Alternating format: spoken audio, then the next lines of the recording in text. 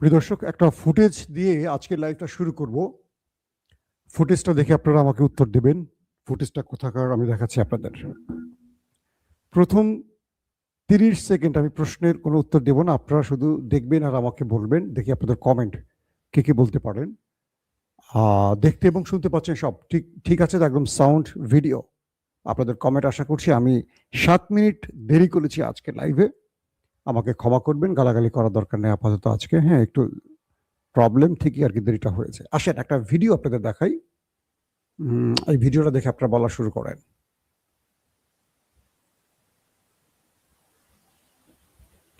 ভিডিওটা দেখতেছেন আপনারা, এটা কি গাজা, এটা ইরান নাকি লেবানন? বলেন, ফুটেজটা দেখে বলতে শুরু করেন। এটা কোথাকার দৃশ্য আমি আপনাদের দেখাচ্ছি? গাজা, ইরান নাকি লেবানন? হ্যাঁ, আপনারা বলতে শুরু করেন ভাই। আজকের সৌদি আরব থেকে আল বাহা থেকে দেখছেন না, বাগদাদ ইরাক থেকে ইউসুফ ভাই। বলেন কোথাকার? ও ও আমার দর্শকরা তো অনেক স্মার্ট। এই জন্য তো আপনাদের জন্য এত কষ্ট করে ভিডিও করি। প্রচুর কমেন্ট চলে এসছে, ইসরায়েল ইসরায়েল ইসরায়েল। রাইট, আপনারা যে ভিডিওটা দেখতে পাচ্ছেন এটি হলো ইসরায়েলের দৃশ্য। কল্পনা করেন এই দৃশ্যগুলো দেখে আজ থেকে কয়েক মাস আগে এই দৃশ্যগুলো আপনারা কোথায় দেখতেন? বলেন কোন নাম বলতে তো খুব ভয় পাচ্ছি। এটি হলো আমাদের নেতা কাকুর বাড়ি, দেখতে পাচ্ছেন? ভালো করে দেখেন, প্রচুর ভিডিও ছিল, আমি দেখাচ্ছি না, বাট এইটুকু আপনাদের দেখাচ্ছি। তারপরও আল্লাহ জানে কি হয়। আপনারা দেখছেন, ভালো করে দেখেন। এটা হলো নেতা কাকুর বাড়ি। এটি দুষ্ট ইরান মিসাইল মেরে মেরে তামা করে ফেলেছে।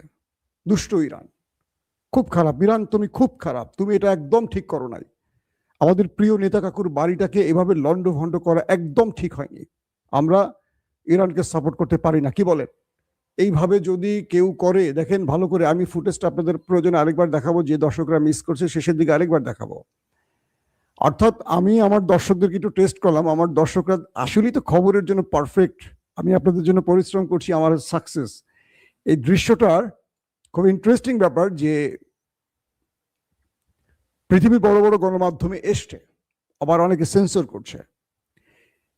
মূলত আজ থেকে বছর খানিক আগে বা তারও আগে যুগের পর যুগ এই দৃশ্যগুলো আমরা দেখেছিলাম অন্য কোনো দেশে।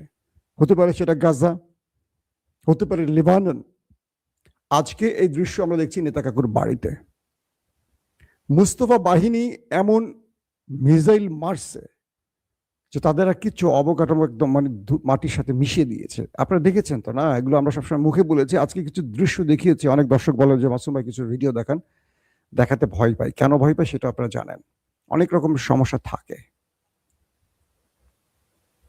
সাউন্ড নেই কি বলছে ভাই? আমার দর্শকরা বলছে সাউন্ড নেই। মানে আপনারা কি আমার কথা শুনতে পাচ্ছেন? আমি তো দেখতে পাচ্ছি আমার কথা শোনা যাচ্ছে।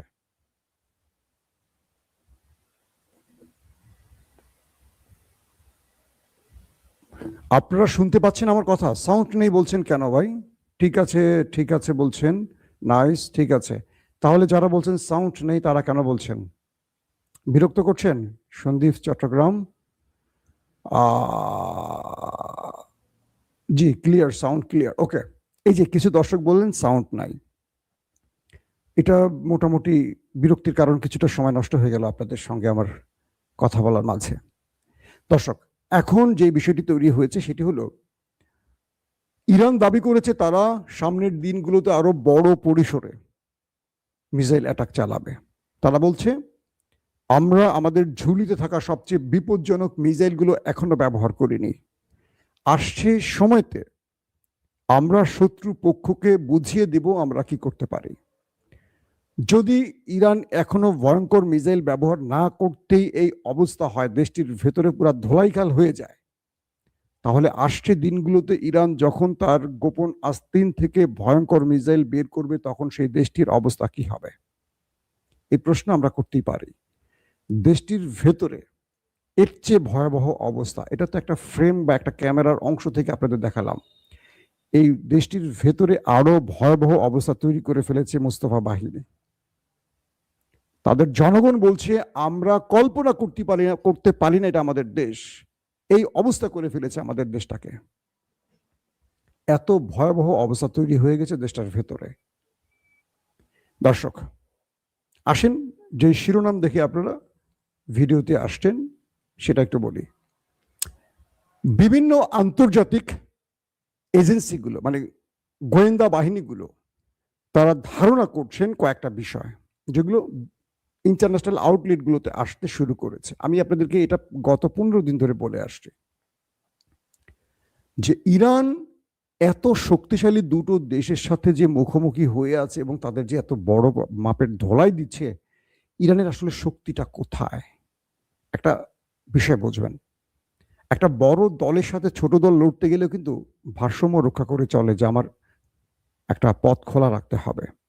আমেরিকা এবং ইসরায়েল পৃথিবীর সবচেয়ে পাওয়ারফুল, বা ধরেন পাওয়ারফুল আমেরিকা পৃথিবীর সবচেয়ে উন্নত মানের প্রযুক্তির সামরিক অস্ত্রের মালিক ইসরায়েল। এমনও বলা হয় ইসরায়েলের কাছে এমন গোয়েন্দার ডিভাইস আছে বা এমন কিছু ডিভাইস আছে যেটা আমেরিকাও কল্পনা করে না, এটা বলা হয়। আল্লাহ অনেক মেধাবী মানুষ দিয়েছে ওদেরকে, ওরা একটা লক্ষ্যতে কাজ করছে। আমরা যেমন একটা লক্ষ্যতে কাজ করছি, সেটা কি লক্ষ্য? আওয়ামী লীগ না বিএনপি? তাই না? আমাদের লক্ষ্য একটা, আওয়ামী লীগ না বিএনপি। আমরা ঈদের পরে কি দেখলাম? বাংলাদেশের ইতিহাসে এই প্রথম কোনো ঈদে সর্বাধিক মানুষ সড়কপথে মারা গেছে। অথচ ঈদের 2 দিন আগে আমি একটা ভিডিওতে বলেছিলাম যে ঈদ আসে আমাদের কান্নার জন্য, কারণ আমরা অতীত থেকে দেখেছি যে ঈদে বাড়িতে আসা যাওয়ার পথে প্রচুর মানুষ আমাদের মারা যায়। কিন্তু এবার সকল রেকর্ড ভেঙেছে। গাড়ির ড্রাইভারের বদলে হেল্পার বাস চালিয়ে একটা বাস একজন মানুষের ভুলে কতগুলো মানুষ সলিল সমাধি নদীতে ডুবে গেছে। আজকে অনেকগুলো খবর পেয়েছি, কালকেও পাচ্ছি, প্রতিনিয়ত এই খবরগুলো পাচ্ছি। রাষ্ট্রের মন্ত্রীরা, প্রধানমন্ত্রীরা নাকি ঘন্টার পর ঘন্টা অফিস করেন, কিন্তু রাষ্ট্র কোথায় যাচ্ছে, রাষ্ট্রের বাপ মা কোথায় যাচ্ছে আমরা বুঝতে পারছি না। এগুলো বন্ধে কি ব্যবস্থা নেবে? ইউনূস সরকারের আমলেও আমরা এত মানুষের প্রাণহানি দেখিনি, খুব আফসোসের সাথে বলতে হচ্ছে। গণতান্ত্রিক সরকারের সময় আমরা এগুলো বন্ধ দেখতে চাই। আমরা চাই সরকারের মন্ত্রীরা কয়েক ঘন্টা কাজ করবেন, সেটার নিউজ না হোক, তারা কি কাজ করেছেন সেই সংবাদটা আমাদের সামনে আসুক। বাংলা একটু চামে চামে বাংলাদেশের খবর দিয়ে দিলাম, বুঝছেন? আপনাদের রাগ করেন না আবার। আমি কোনো দলকে স্পেসিফিক দালালি করার মানুষ না, ভালোবাসতে পারি, সত্যটা বলতে আমার ঠোঁট এতটুকু আটকাবে না, কখনোই না। দর্শক, তো বিষয়টা তৈরি হয়েছে যে ইরান তার শক্তিমত্তা দেখিয়ে দিচ্ছে এখন। বড় বড় গোয়েন্দা মাধ্যমগুলো বলছে যে ইরান যেভাবে নেতা সাহেবের বাড়িতে অ্যাটাক করছে, নেতা সাহেবের ঘরের মধ্যে যেখানে পারমাণবিক আছে সেই ডিমোনাতে পর্যন্ত সে হিট করছে, তাহলে ইরানের শক্তিটা কোথায়? এই প্রশ্নটা নিয়ে এখন পুরো পৃথিবীর বড় বড় গণমাধ্যম, ইন্টেলিজেন্স টিমগুলো কাজ করছে। যেখানে আমেরিকা বলছে 48 ঘন্টা সময় দিচ্ছে, ইরান বলছে তোমাকে 30 মিনিট সময় দিচ্ছি। তারপর কি করলো আমেরিকা? বললো তোমাকে আরো 5 দিন সময় দিলাম, আজ শুক্রবার, তোমার উপরে আমি বড় কিছু ঘটিয়ে ফেলবো। ইরান বলছে তুমি আমার যেখানে আক্রমণ করবে তার দ্বিগুণ আক্রমণ আমি তোমার গুরুত্বপূর্ণ জায়গায় করব। তোমার গালফ কান্ট্রির পানি বন্ধ করে দিব, একদম পানিতে মেরে ফেলবো সবাইকে, তাদের সমস্ত গ্যাস তেল বন্ধ করে দিব, দেখি আমি মরবো, সবাইকে নিয়ে মরবো। এবং সেটা করছে ইরান, করে দেখাইছে ইরান। এখন গালফ কান্ট্রি আমেরিকাকে বলছে, হে আমেরিকা, তুমি মারছো ওরে, ওরা মারছে আমারে, কি করবো এখন? বাঁচাও আগে, তুমি আর পাগলামি করো না। আজকে ডোনাল্ড ট্রাম্প, আজকে আমার দিনের প্রথম লাইভে বলে দিয়েছি আপনাদেরকে, আরো 10 দিন সময় ট্রাম্প নিয়েছে যুদ্ধবিরতির জন্য। তিনি যে হুমকিটা দিয়েছিলেন 48 ঘন্টা, সেটা 5 ঘন্টা, অবশেষে সেটা 48 ঘন্টা থেকে 5 দিন, 5 দিন শেষ, আজকে 10 দিন আরো সময় নিয়েছে ডোনাল্ড ট্রাম্প। ইরান তো সময় চাইনি, তাহলে সময়টা দিয়েছে কে ইরানকে? দেয়া হলো কেন? কারণ আমেরিকা ফাঁদে পড়ে গেছে। আমেরিকা মনে করছে এই ধমকি দিয়ে ইরানকে দম থামাবে, কিন্তু পৃথিবীর নাম্বার 1 গোয়েন্দা মাধ্যমগুলো বলছে ইরানের শক্তিটা কোথায়। এটা অনুসন্ধান করতে গিয়ে কিছু আউটলেট বলছে ইরানের কাছে, বা মুস্তফা খমেনি ক্ষমতায় আসার পর অল্প সময়ের মধ্যে ইরানের কাছে যে সেন্ট্রিফিউজগুলো ছিল বা যে ইউরেনিয়াম সমৃদ্ধকরণ ছিল 60%, ইরান সেগুলো দিয়ে হয়তো বা কোনো পারমাণবিক বোমা বানিয়ে ফেলেছে। এবং সাম্প্রতিক সময় ইরানের 3টি মাটির নিচে ভূকম্পন হয়েছে, যেখানে পারমাণবিক পরীক্ষার সম্ভাব্য স্থান বলা হচ্ছে, অথবা আশেপাশে ইরানের পারমাণবিক কোনো প্রজেক্ট ছিল এমনটি ধারণা করা হচ্ছে। ইস্পাহানের আশেপাশে এরকম একটা অঞ্চল, আপনারা জানেন যে ইস্পাহান, ফোর্দো বা কি বলে আরেকটি আছে নাতাঞ্জ, এটা হলো ইরানের পারমাণবিক কেন্দ্র। তো বিভিন্ন এজেন্সি বলছে যে ইরান তার সর্বোচ্চ নেতা আয়াতুল্লাহ খামেনির মৃত্যুর পর তার যে ফতোয়া ছিল যে এটা হারাম, যেটা মানব বিধ্বংসী অস্ত্র সেটা মানব জাতির জন্য হারাম, এই ফতোয়াটা চলে গেছে তার সাথে। কারণ পরবর্তী তার হত্যার পর যে ব্যক্তি তার প্রাণ বাঁচাতে পারেননি সেই ব্যক্তি তার পুরো টিমকে নিয়ে যখন চলে গেলেন তখন তার ছেলে দায়িত্ব নেওয়ার পরে বলছে যে এই যুদ্ধ বন্ধ করতে পারে একমাত্র জিনিস, সেটা হলো নিউক্লিয়ার। অর্থাৎ আমাদের কাছে নিউক্লিয়ার নেই বলে ওরা অ্যাটাক করে, কিন্তু ওরা উত্তর কোরিয়া অ্যাটাক করে না। কেন করে না উত্তর কোরিয়া অ্যাটাক? কারণ উত্তর কোরিয়ার কাছে পারমাণবিক আছে। আপনি দেখবেন পাকিস্তানে কি বলে ইসরায়েল সাহস করে কিছু করতে পারে না। পাকিস্তান ভারত উত্তেজনা শুরু হয়, বড় ফ্রেমে কিছু হয় না, 2 দিন 3 দিনের মধ্যে থেমে যায়, কারণ দুই পক্ষের কাছে পারমাণবিক আছে। কিন্তু আক্রমণ করছে কারা? ইরানকে। যে দুটো দেশ আক্রমণ করছে তাদের কাছে পারমাণবিক আছে, ইসরায়েল এবং আমেরিকা। তো মুস্তফা খামেনির স্টেটমেন্ট এসেছিল, বা ইরানের মিস্টার আলী লারিজানি যিনি শহীদ হয়েছেন তার বক্তব্য এসেছিল ইরানকে রক্ষা করতে হলে এবার পারমাণবিকের বিকল্প নেই। তো বলা হচ্ছে যে যুদ্ধের গত 28 ফেব্রুয়ারি থেকে আজ 27 মার্চ পর্যন্ত যে লড়াইটা হয়েছে এর মধ্যে ইরান তার পারমাণবিক তৈরি করে ফেলেছে। এবং ইরান যে মাঝখানে কয়েকটা ভূমিকম্প হয়েছে এগুলো তার মাটির নিচে পরীক্ষা।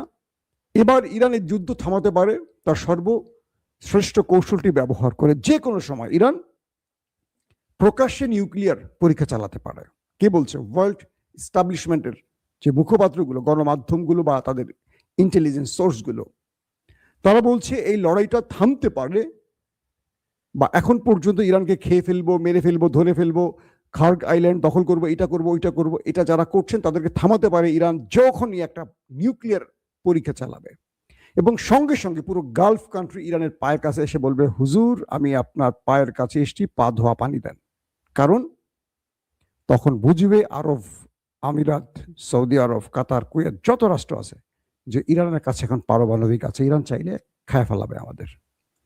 তো ইরান বা ইরানের ভেতরের যতগুলো ওপেন সোর্স আছে বা ইন্টেলিজেন্স গুলো আছে তারা জোরে সোরে যে কথাটি বলছে যে ইরান হয় নিউক্লিয়ার বানিয়ে ফেলেছে অথবা খুব চূড়ান্ত পর্যায়ে আছে, 2-1 দিন হয়তো ইরান এই টেস্ট চালাবে, অথবা ইরানের ভেতরে নিউক্লিয়ার তৈরি হয়ে গেছে এটা সিআইএ জেনে গেছে, যে কারণে তারা বারবার 48, 5 দিন, 10 দিন করে টাইম গেইন করছে, অথবা আমেরিকা ইসরায়েল জেনে গেছে সেই বোমাগুলো ধ্বংস করার জন্য বারবার খেলাটা খেলছে।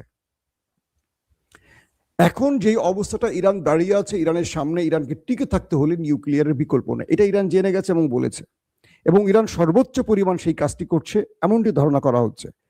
প্রশ্ন হলো ইরান কবে এটা টেস্ট চালাতে পারে? এখন ডোনাল্ড ট্রাম্প 10 দিন সময় দিয়েছে ইরানকে, ইরান সময় চায়নি। পাশাপাশি এই দুটো দেশের মধ্যে যেভাবে ধোলাই চালাচ্ছে ইরান, তার সকল সিমটম বলে দিচ্ছে যে ইরানের কাছে কোনো ভয়ঙ্কর কিছু আছে। 2 নম্বর, ইরান নিউক্লিয়ার অ্যাটাক ছাড়াই তার যে মিসাইলের বিশাল ভান্ডার, সেই মিসাইল ভান্ডার দিয়ে আরো 6 মাস টানা লড়াই করবে এমন ঘোষণাও কিন্তু ইরান দিয়েছে। তারা বলছে মাটির নিচে ইরানের মিসাইলের শহর আছে, পানির নিচে তাদের মিসাইলের শহর আছে।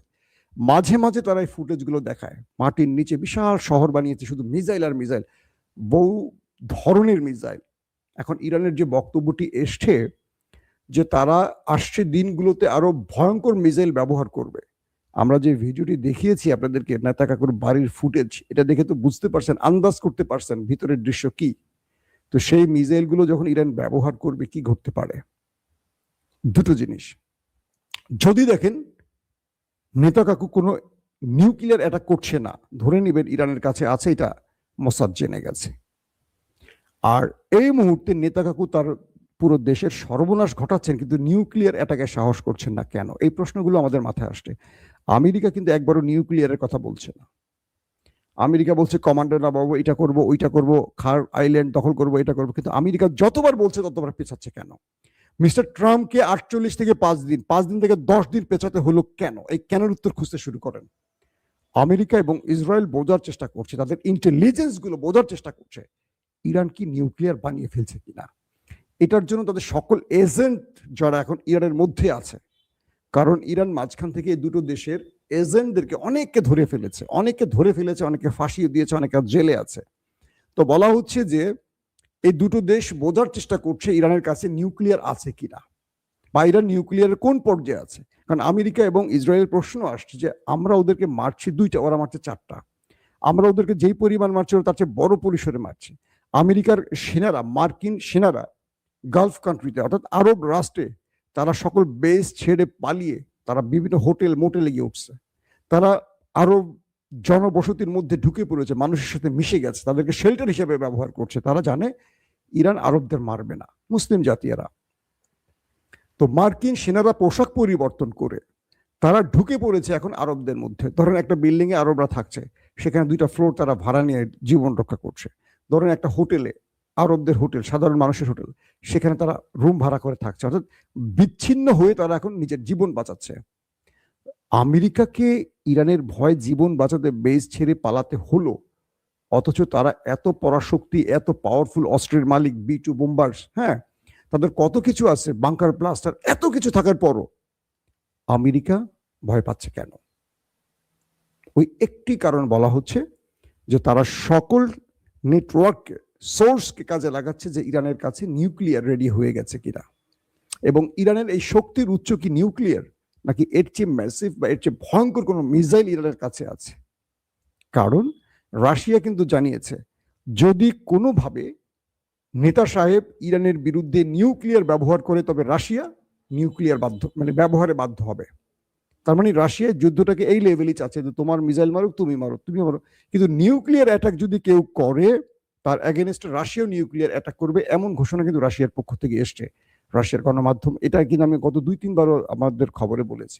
তো এই পর্যায়ে ইরানকে নিয়ে পুরো পৃথিবী টেনশনে আছে। আজকে যদি ইরান নিউক্লিয়ার টেস্ট করে বসে, আরবরা তো পায়ের কাছে আসবে, পুরো ইউরোপ চুপ হয়ে যাবে। মনে রাখবেন আগামীকাল থেকে ইরানের নিষেধাজ্ঞা সব উঠে যাবে। ইরানের মতো পুরো মধ্যপ্রাচ্য কন্ট্রোল করবে, কারণ ইরান হরমুজ প্রণালী থেকে টোল নেবেই। আমি হরমুজ প্রণালী নিয়ে একটি ভিডিও করার প্ল্যান আছে, একদম ম্যাপ ধরে ধরে আপনাদের কেন এটা গুরুত্বপূর্ণ কি সেটা বোঝাবার জন্য। তো এই মুহূর্তে ইরান তার রাষ্ট্রের ভেতরে সবচেয়ে পিক আওয়ারে আছে এবং সবচেয়ে কঠিন সিদ্ধান্তের মুখোমুখি আছে। একটা ভুল ইরানকে শেষ করে ফেলবে, একটা সফল চাল ইরানকে পৃথিবীর বুকে বা মধ্যপ্রাচ্যে সুপার পাওয়ার করে দেবে। এখন ইরান কি করতে যাচ্ছে সেটা হয়তো আমরা অল্প সময়ের ব্যবধানে বুঝতে পারবো, কারণ যুদ্ধের গতি প্রকৃতি ভিন্ন দিকে হাঁটা শুরু করে দিয়েছে। আজকের মতো বিদায় নিচ্ছি। ইনশাআল্লাহ আজ রাত 11টা থেকে 12টার মধ্যে আরেকবার হাজির হওয়ার চেষ্টা করব। সেই পর্যন্ত সবাই ভালো থাকবেন। আল্লাহ হাফেজ। ওপেন দাইস মানে সত্যকে সত্য বলা, মিথ্যেকে মিথ্যে বলা। আমরা শোনা কথা নয়, চোখে যা দেখি তাই বলি।